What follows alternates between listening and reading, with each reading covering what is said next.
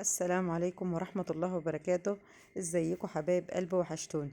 الأول نصلي ونسلم على الرسول، اللهم صل وسلم وبارك على سيدنا محمد وعلى آله وصحبه وسلم. شفت الحلاوة؟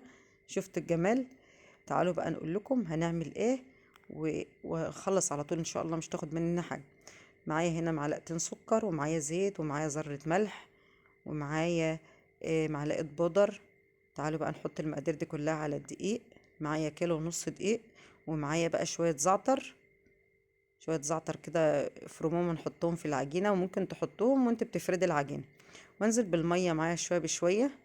لو عايزة تضيفي بيضة ضيفي، عايزة تضيفي لبن. انا حطيت شوية لبن يا جماعة، هو زي ما انتوا شايفين. برضو بتطر العجينة وبتخليها حلوة. وانزل بقى بالمية واحدة واحدة عشان العجينة بتاعتي تبقى حلوة. انا عايزة العجينة طبعا تكون فيها سن التلزيق كده.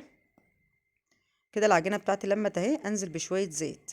ادهن الصينية بتاعتي كلها كده قدامي، وانزل بالعجينة اطلعها. سلكي كده الخطاف،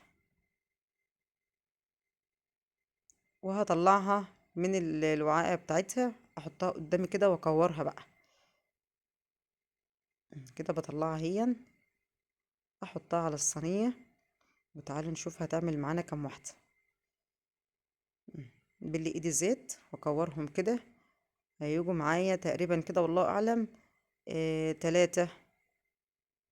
هيبقوا 3 كبار حلوين. والحتة الكبيرة اللي هتفيض، يعني ايه، قلت ممكن اعمل يعني اكبرها، ممكن اعمل ميني بيتزا، يا اما هعملها كبيرة، هي وظروفها لو في وقت عندي، لان في الوقت ده انا كنت يعني ايه مشغولة جدا. فتبع ما تيجي معايا يعني. فهم ما شاء الله جم 3 هم كبار. يا تيجي كده يا كده. تعالوا بقى نشوف هنعمل الصلصة بتاعتي. هنا معايا معلقة توم في معلقة زيت كده. انا المرة دي هعملها بالصلصة يا جماعة. شوية طماطم مضروبين في الخلاط، يعني قيمة طماطميتين بس ومعلقة صلصة.